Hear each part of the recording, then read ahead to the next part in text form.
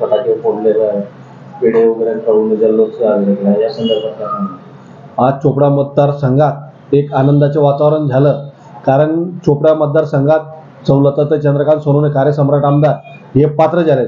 तसेच शिंदे साहेबांच्या शिवसेनेवर पूर्ण महाराष्ट्रात नाही तर न्यायदेवतेने सुद्धा विश्वास दाखवला आणि सगळे उमेदवार पात्र ठरले आणि त्या अनुषंगाने पूर्ण महाराष्ट्रात एक आनंदाचे वातावरण पसरलेले आहे.